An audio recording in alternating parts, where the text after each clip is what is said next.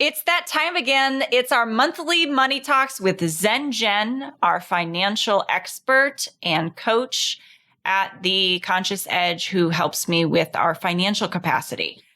We're going to be talking today about disordered growth versus growing pains, because both are painful.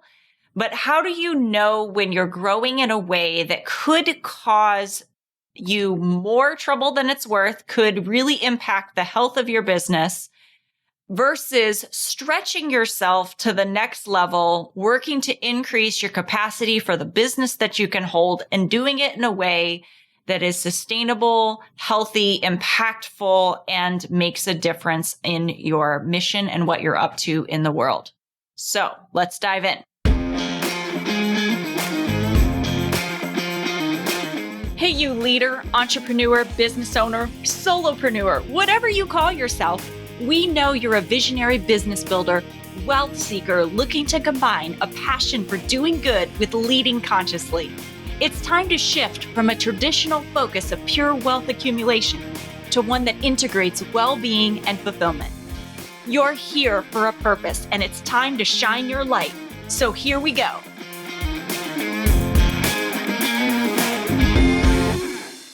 Welcome back to the Conscious Edge podcast. I'm your host, Alicia St. Germain, founder of the Conscious Edge, where I help women entrepreneurs increase their capacity to hold their businesses and their success in a way that feels good, energetically, emotionally, financially, all the things. Zen Jenn, welcome back. No, thank you. Thanks for having me. Yeah. I'm so excited about all the things that we're up to at the Conscious Edge, and having you in as our capacity coach, our financial capacity coach, the trainings that you've put together for us, and the way that you're helping women walk through getting a really good financial foundation in their business is life-changing. I know last year when I started working with you, I have to say I've done so much over the years to really help myself be able to emotionally handle my business, energetically get aligned in what I'm doing so that it feels like I'm really up to something big in the world. And that for me, the last little piece was really about the financial piece and the stories that I used to tell myself that I wasn't good at numbers and being behind at one point in paying my taxes. I know there's people scrambling right now to try to get their shoe boxes together. Right? And this is your busy season too, because you're getting everybody's books finalized so that they can turn them into their CPAs. Yeah. And get all that done, just like you're doing for us too. But here we are having this monthly talk. So let's talk about disordered growth. Well, before I do that, I want to welcome anybody who's new here. Thank you for starting off the new year with us. We're so excited that you're here. Zen Jenn makes financials feel easy, and she makes it so approachable. That's why we call her Zen Jenn, because she's a bit of a unicorn. She understands the bookkeeping and the strategy and the financial side of things, but she's also an amazing strategist and super creative and the best sounding board for business owners, I think. You're like my... It's funny because we joke about, I met Jen, it was like we had this immediate instant connection. Totally. And then an extrovert, of course, finds an introvert, decides they are theirs, and keeps them forever. That's so funny. So Jen is here. This is my point. Jen is here every single month to do money talks, because this is something that I don't believe gets talked about enough. I believe that a majority of business owners hold some kind of shame or discomfort around money and financials. And I can help you from a perspective of your mindset around money and what you believe about money and the ways that you limit yourself because maybe you're only comfortable making a certain amount of money. But Jen brings a whole nother aspect of it in that she gives you the strategic pieces. And we found in our conversations that so much of what we do is intertwined. And we wanted to bring this conversation monthly to the podcast so that we could attack it from two different angles. Yeah. And So cool. I love that. And I have a normal co-host who's with me as well, Jonathan Duggar, who is with me on the other episodes typically each month. So we put these out every single week. If you enjoy today, if you get value, please take a moment, share it with someone that you love, and hit like or hit follow or subscribe. No, this is not social media. Hit follow or subscribe so that you are notified each week when we put new episodes out. Okay, I've handled the business of it that my podcast producer says is important. Can we get to the conversation? Okay, so we are talking about disordered growth versus growing pains. They're both painful. Both painful. Yeah, they are. So where do you want to start, Jen? What is the thing that you just really want people to know when it comes to the pain of growing a business, and how do you know what's healthy and what's not? Yeah.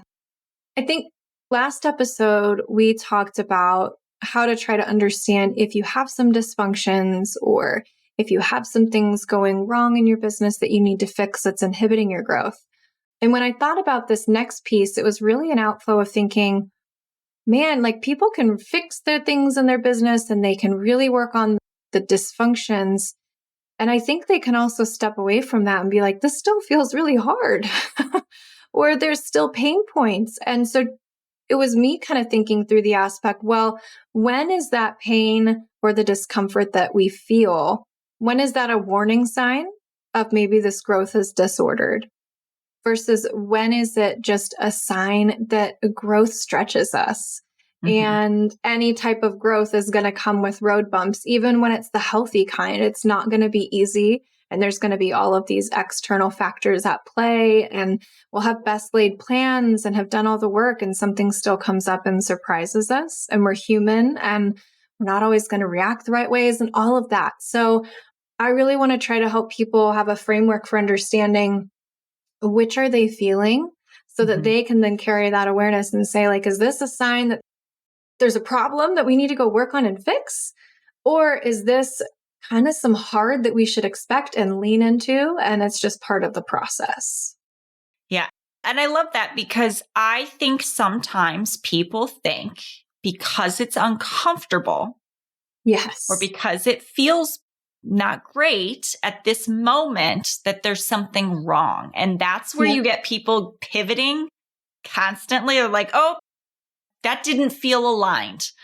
I'm someone who combines like psychology-based coaching with soul purpose work, with business strategy, and you kind of play into that place around business strategy. And the soul people are like, oh, that doesn't feel aligned.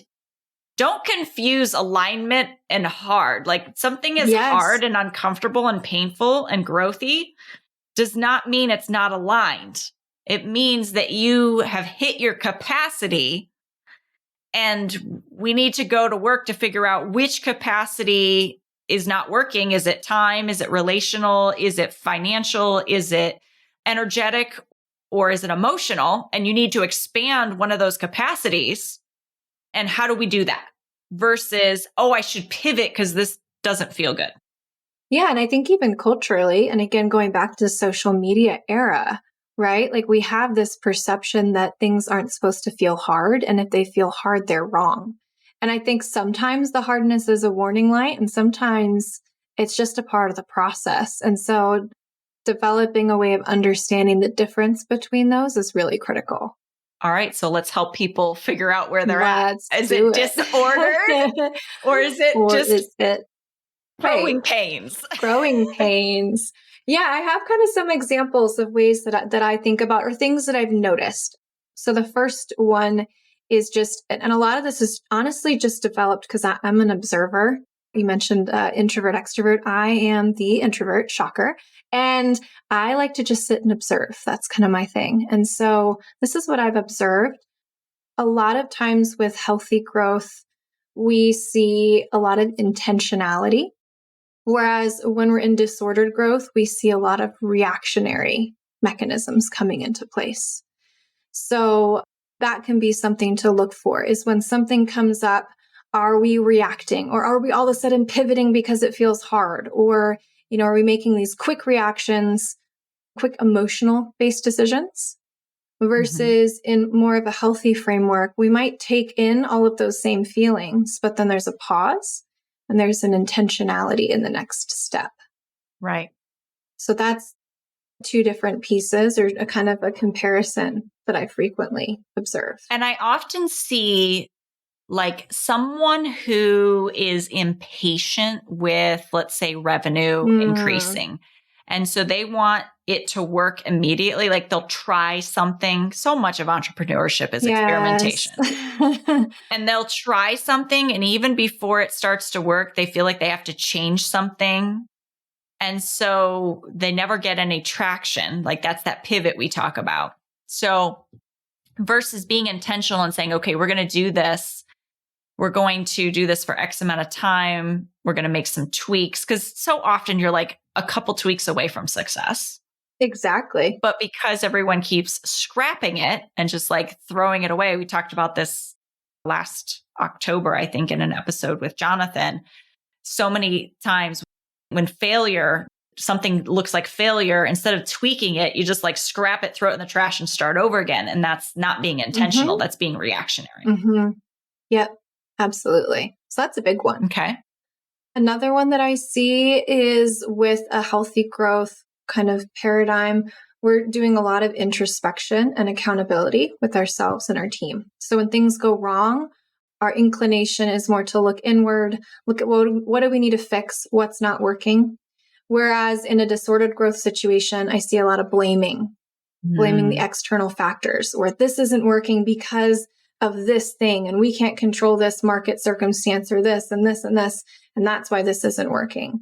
There are a lot of things we can't control. That's one of the, I think, biggest challenges in business ownership, right?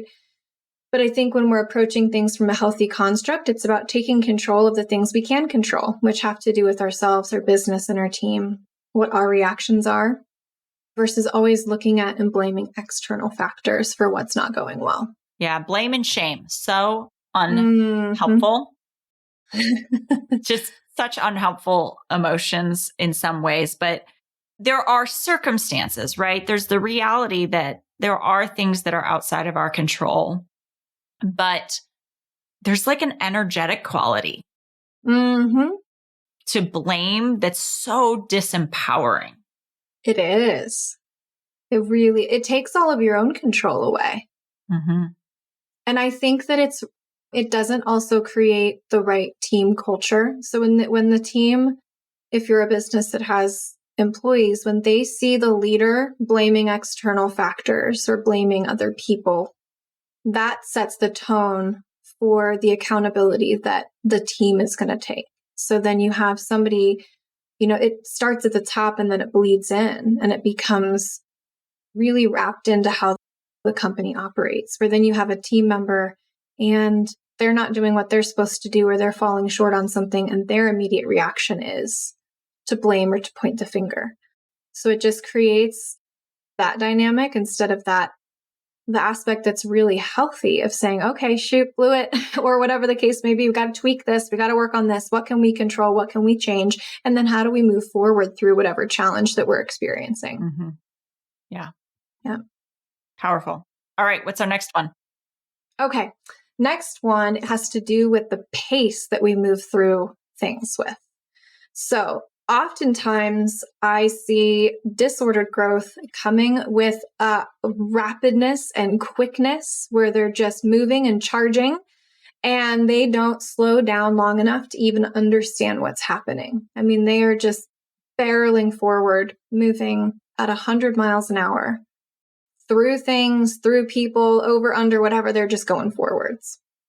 And that can be really problematic for a lot of reasons. But it tends to be how a lot of entrepreneurs operate, right? Like, again, there's a beauty to this entrepreneurial spirit and that charisma and the bravery and things that might come with that. but it can also lead to a speed that doesn't give the time for patience and understanding situations and fixing problems and staying connected to what's really happening, like we're going to see in more of a healthy growth scenario. So it's not to say we have to slow down, but again, I'm picking up like an energetic quality to this where it's like urgency. So I talk about urgency as moving through life as though it like your life matters and what you do in every moment matters and the choices that you make matter. But you're talking about this, I think, more from it kind of very closely relates to reactionary, where you maybe make decisions. I'm looking for the word, like fast. There's a piece of making decisions fast that's very beneficial because decision makers, decisiveness. Decisiveness, decision makers, that is one of the qualities of high achievers, right? Is people who can make decisions quickly, they do better, they go farther. But also there's a certain level of haphazardness. Maybe that's the word that I'm looking for. I'm trying to get the distinction between being decisive and moving fast. Well, and I also think it doesn't always have to do with just making decisions. So like, to give a completely different example, let's look at a business owner or leader who is so focused on the business and the thing that they don't have any patience for just building some interrelational relationships and with their people, right? So you have like maybe a key member that comes in and they're struggling with something, or they just lost a family member or something that's heavy, or their kid just started kindergarten, those things. And that leader is just like business, business, business. We don't have time for that. We are all work. We are no play. And there's just this quickness that they're moving through. They aren't capable of sitting in those little moments that actually goes such a long way to developing the culture of the business. And you say, well, what does that matter? It matters a lot when you think about employee retention and employees feeling cared for and heard, and puts a lot of value in that emotional bank so that when something goes wrong, it doesn't feel so dramatically awful, right? So I think this can present itself in a lot of different ways where it can be decision-based, where people aren't taking feedback even. They're just barreling forward and they're so hyper-focused on the success of the company or the image or whatever that might be at the moment that they don't have the time to kind of sit and absorb what's happening or develop the relationships in those aspects. So what I'm hearing is this is really about being disconnected, like unwilling to connect with people, unwilling to take feedback, unwilling. So like when you say moving fast, I hear you like barreling through people, barreling through decisions, barreling. Like there's like, if you could be barreling through a meeting, it could be like just this, like at all costs, this is what we achieve kind of attitude. Gotcha. And like not really hearing, not connected to their emotions, not connected to the alignment, not connected to their people. Yeah. Like maybe connection's a better word. Yeah, I like that. Yeah, like a disconnect. So, okay, I get you now. I just want to make sure I understood it. No, that's great. Absolutely. Okay. The next one has to do kind of with the team aspect as well, of like, how do your people feel? So oftentimes with, again, growth can be chaotic and it can be tricky and all of those things. In disordered growth, a lot of times I see people who feel used or resentful. There's can be a lot of drama bonding, right? That feels like connection, but it's not really over the healthy things that you want to see. And so everybody's like working too many hours, but they're not really happy about it. They probably don't feel like they're getting paid enough. That kind of aspect. So there's this team dynamic that doesn't feel healthy and happy and whole. On the growing pains side, you might have a team that feels really stretched.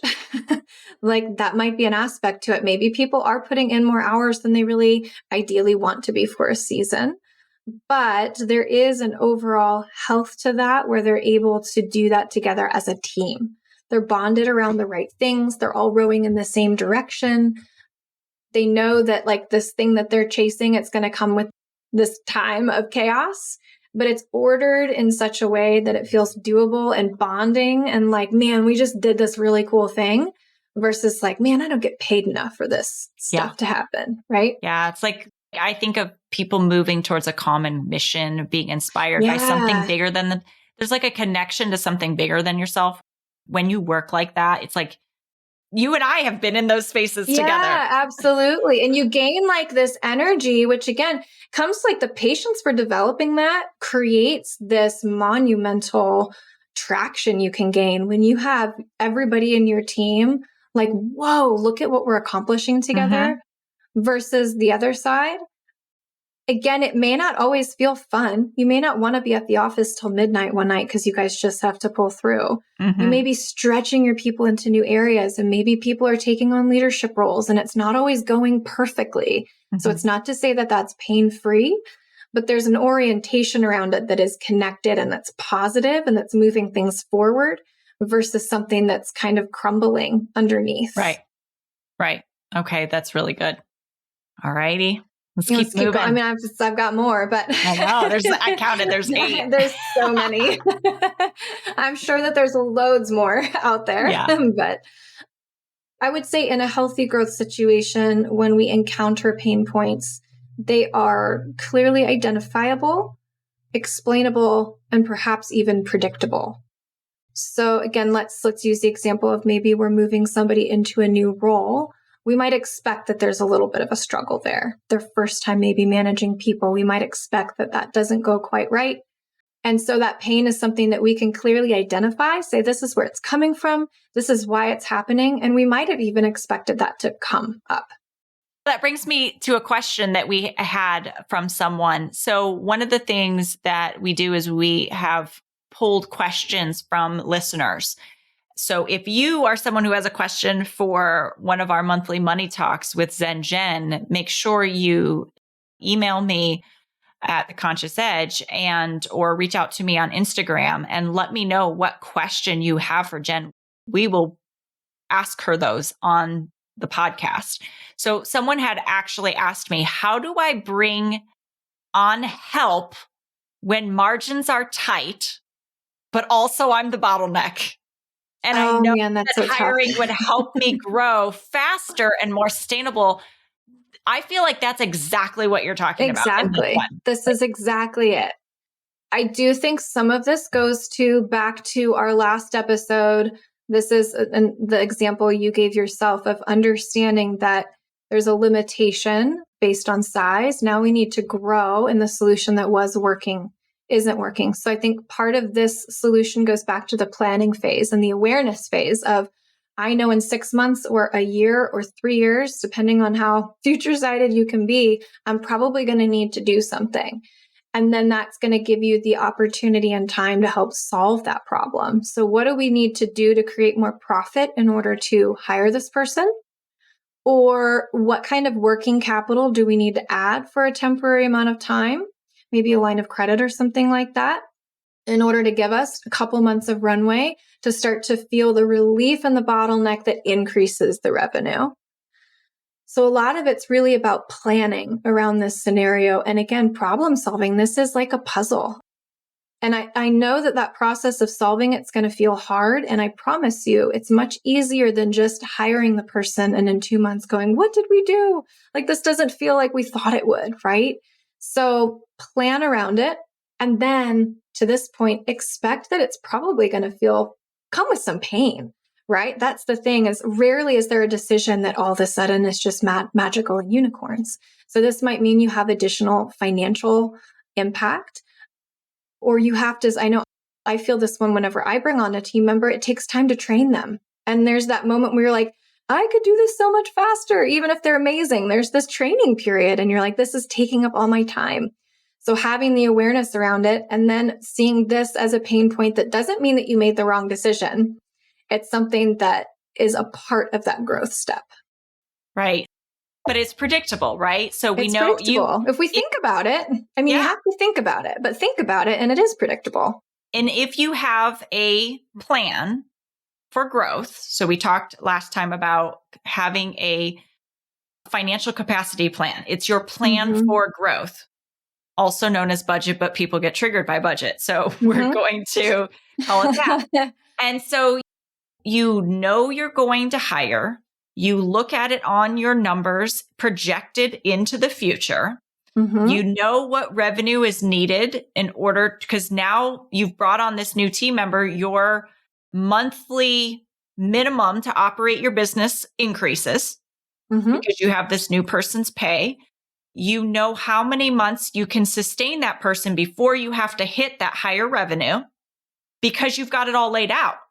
Exactly. You kind of know what to expect. And maybe you even know, like, okay, we can take on debt to float this couple months. And here's my plan for paying it back, because they're going to exponentially increase the revenue. And that means every month I'm going to pay it off by whatever dollars a month, right? So you clearly identify this plan for how to accomplish that, because rarely do some of these growth steps feel easy. If it was easy, everyone would do it easily, right? And again, to contrast that, we have that same situation where there wasn't any awareness and there wasn't any planning around it. And what we might be taking away from it is it's just not working. This was a mistake to hire this person. I don't have any time. I'm spending all my time training them. I have cash flow issues because I can't afford it. And you just think it's just not working. Yeah.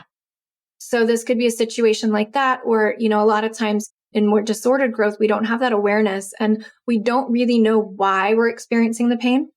So we're not able to pinpoint it. We weren't able to predict it, and we can't really explain it. We just know this isn't working. And so that can be a sign of more of a disordered aspect to growth. Right. Well, and you got to deal with some of the mindsets of, like, you think about this person's increased salary, but they look at it as like for the whole year, when in fact you only had to like really sustain that for a couple months before the revenue increased. Yep. Mm-hmm. Or they don't make any hires. They try to increase the revenue so that they can make the hire, but then they don't have someone on board to do it. And then you just end up tired, right? And then you're just exhausted and you've like worked yourself into a ground. These are some scenarios I've seen. Absolutely. So that doesn't work because you try this disordered growth that like completely tanks you and burns you out so that you can hire. And here's another one that comes in, not paying yourself. Yeah. Doesn't work, right? Because let's say that you were paying yourself to do certain jobs in the business, you're more prepared to bring somebody else on to do those jobs as well. So sometimes, again, this goes back to like the disorder at a small size. You mask it, but all you've done is make the business get the benefit of having people in those seats without actually paying them, which over the long term doesn't work. So it quote unquote works, you get by with it, but then you go to take that next step and all of a sudden you're like, oh my gosh, this actually doesn't work because I haven't been paying anybody to do this. Yeah. Including myself. Including myself. The business it's actually set up to support the real cost of the business. Right. Yeah. And I think I even see that where someone manages their own properties and they don't pay themselves as the property manager. Yeah. And then they get more properties and they don't have the time, the bandwidth. But then because they ran their numbers based on self-managing versus a property manager, now the property doesn't cash flow. Yep. And it never worked. It's because they didn't consider the fact that they were working as a free property manager. And like, I really advise this, like in cases like this, is pay yourself for the work you're doing in the business, as well as an owner who's benefiting from the profit. And if you can somehow derive those two things, then you can say, okay, now I'm going to choose to pay the property manager, but you've still cultivated profit that comes to you. Yeah. So yeah. Love that. Little sidetrack, but no, that's okay. No, because it happens so often. Yeah. Yeah. And that's where it goes back to like, it never did work. It just felt like it worked. Yeah. That's good. All right. Go to the next one. I'm going to check to see if we have any other questions here. Absolutely. So I'll kind of roll through these next ones a little quicker. So in healthy growth, we're going to see decisions that are measured and thoughtful. And I see this particularly as they relate to new opportunities. So in a healthy growth scenario, we're going to potentially see a good opportunity passed up, even if the timing isn't right, or if the timing isn't right. So whereas in a disordered growth situation, the decisions just kind of happen and every single good opportunity is taken because it's a good deal. That really, goes to this churn and this hustle, and we're just moving through and we're doing it because we're just supposed to do it, versus somebody saying, this is a great opportunity, but I don't have the capacity, or our team doesn't have the capacity, and we're going to press pause on that. And if that comes back around in a year or in 6 months, that will be the right timing. Or because it doesn't energetically align. It doesn't align. Fit. It doesn't fit, because there's a lot of good deals. There's a lot of good opportunities. Gosh, I can think of so many things. Like maybe you're a specialist in a certain type of real estate, but then there's this other real estate deal here. And so people start doing every real estate deal that comes. Every single thing. But every deal takes a completely different team. So now you're managing a bunch of different teams and a bunch of different markets and doing so many things that it's not streamlined. So you're leaking money in things that could be consolidated if you stayed with one type of asset class or you stayed in one market. So that'd be one place. Another thing is an entrepreneur who is a service provider and then starts making up new services because they see a need, versus partnering with someone who could fill that need for their clients. So they start scattering themselves into too many different service options. Or saying, this is a really good idea, but this is something that I can't tackle until next year when I have the time. I think you and I had even looked at that with one of the things that came up originally in your planning of like, this is a great idea, but with the time and the availability and all the things, this is something that I'm going to wait to do. Yeah. And that's critical, because not every opportunity, just because there's a financial gain, means that it's the right one. Well, and there's some things that you offer that work if they're offered at scale. But if you don't have the funnel to offer something at scale, like to a large audience, then that doesn't make sense. So that's why it becomes a for later thing.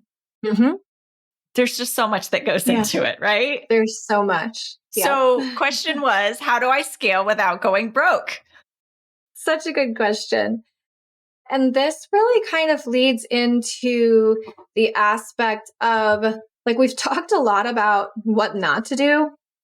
I think this leads perfectly into how do we actually plan for healthy growth, right? That's really the whole goal here, is bringing awareness to disordered or unhealthy growth. But really then, okay, how do we plan for healthy growth?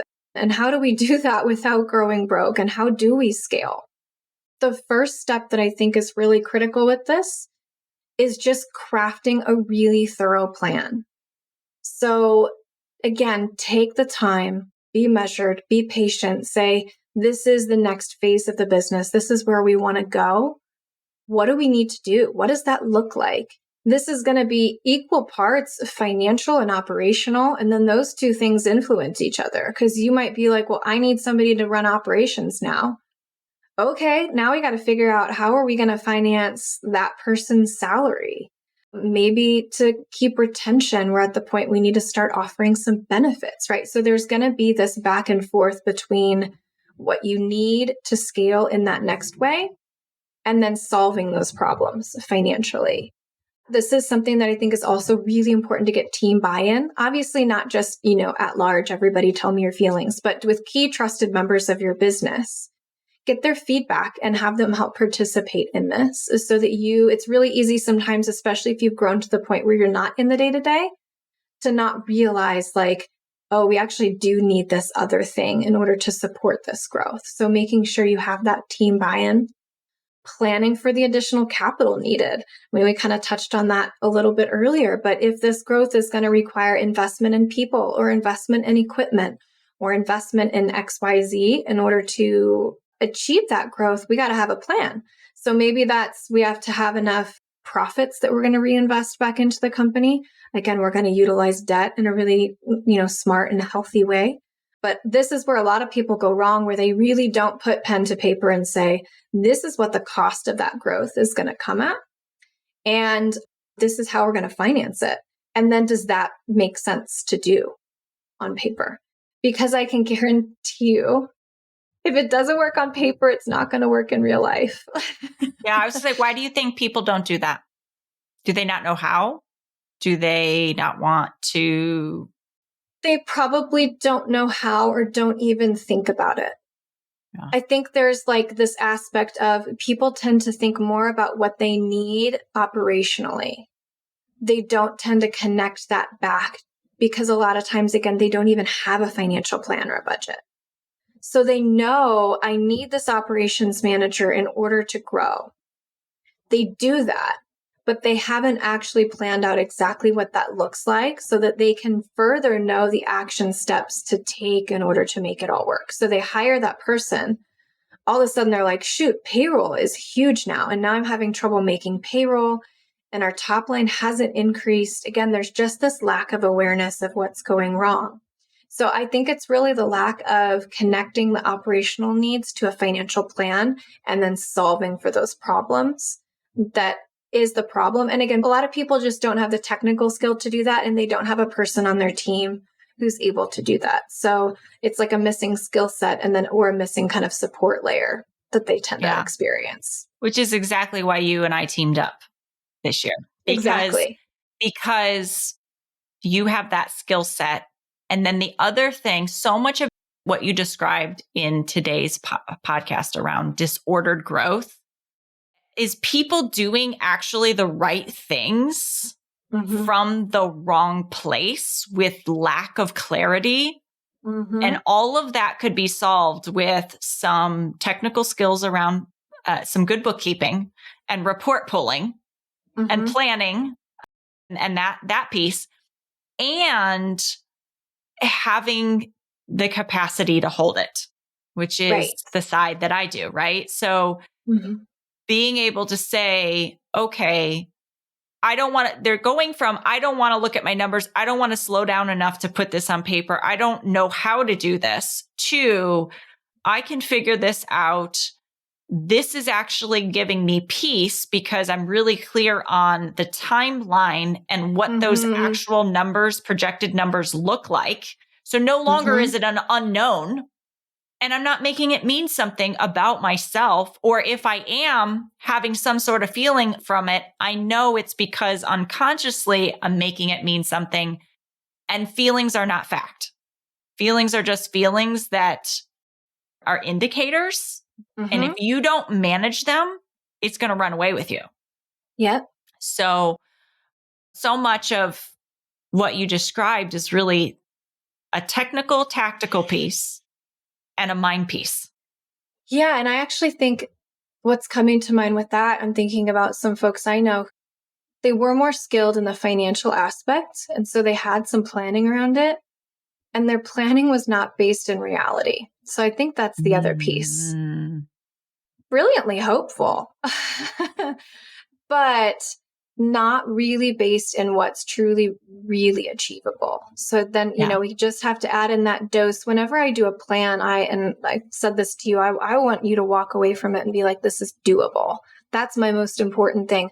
We can create stretch goals. We can do all those other things. But at the core, does your business work in a way that you feel comfortable and is doable? And does the growth work in a way, again, it might be stretching, it might be all those things for a time, but in a way that feels doable?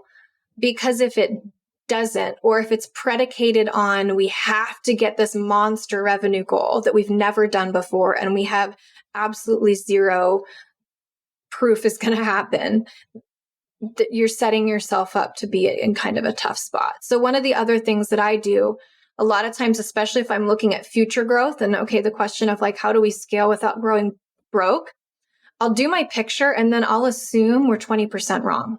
So I'm going to assume revenue, like again, when we always look at new growth, we're going to bring in another $500,000 this year. What if we're really wrong on that? What does that picture look like? What if our expenses are actually X instead of Y? what does that look like? So we start to play with those different dynamics of like, what if our assumptions are wrong? And that helps us frame. If it completely demolishes the picture, then we might want to go back and rework things a little bit. But if it still is like, okay, that would kind of suck, but it's still going to be fine. Again, that gives us more confidence to move through it because we've already thought about what happens if it doesn't go the right way. Right. And I remember you asked me that question every quarter when we do projections. You go, what is your confidence level? Are you like 70%, 50%, 80%? And so we've had some really good conversations around that. And I think some great, I can relate to what you said about being like overly optimistic. Yeah, for because sure. In my head, let me tell you, I'm like, yes, this is a great idea. It's going to work. Yes, 100%. I also tried a lot of new things that I had no idea how they were going to work out. I just thought they might, and they didn't. And so being able to look at that and say, okay, well, let's make us adjustments. And we did this in fourth quarter. I did a podcast about this, going and analyzing third quarter or the first 3 quarters of the year, knowing that going into fourth quarter, I had 3 months of runway to make adjustments for anything that didn't go as planned and make a new plan. And exactly. Super helpful. Yep. Imagine being able to, this is you, imagine being able to sleep at night, even when the plan didn't go as expected, because you've got other options. You have contingencies and levers, and you've thought about what you're going to do. Even you're in the shower, on a walk, thinking about it is so impactful because you've already done 50% of that work, which is, again, to your point, it's like the sleep tax. It really does help you sleep at night. Yeah. Yeah, it's really powerful. So if this is you and you've been maybe in a little bit of disordered growth, now is an opportunity going into this year to make it feel differently. I would love to know, we'd love to hear from you what questions that you have that you would love for Jen to answer on our next monthly money talk. What is landing for you? What maybe you want to hear more about? Please let us know and we'll address it in future episodes. Anything else you want to say to wrap up this conversation around disordered growth? I think the only other thing that I would add is make sure that you really want the growth. Like when you put this picture in place and you look at the amount of effort and time it's going to take to grow, take a second to ask yourself the question, is that worth it? Is it really in alignment with what you want to do? Because I do want to underscore the idea that like a beautiful, healthy business is enough. It doesn't have to grow unless that's the picture that you really want for it. So make sure that that's still really in alignment. Make sure that the effort, because sometimes we look at it and you're like, I'm going to make that much effort and I'm only going to make 5% more. And you look at like, well, shoot, I'd rather just keep doing what I'm doing and have a little extra time with my family or whatever the case might be. So that would be probably the last piece that I would recommend is really, again, stay very aware of how that really fits in and if that effort is worth it, because a healthy business is a huge success. And I don't think that we should feel this pressure from culture to always be growing unless that really fits with what you want. Yeah. Awesome. All right.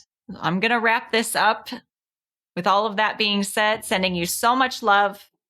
And if Jonathan were here, he would say, be well. Thanks for listening to the Conscious Edge podcast. Make sure you subscribe and take a moment to be kind and share this episode with someone you care about. Leave a review to help us bring more compassionate leaders building businesses and creating wealth to the table.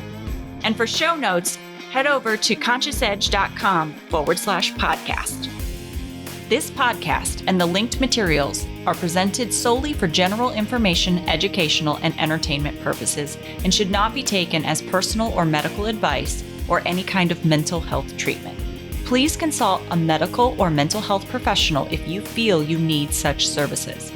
Please be advised that all investing and entrepreneurial endeavors involve risk, and the use of the education and information on this podcast and linked materials is at the user's own risk.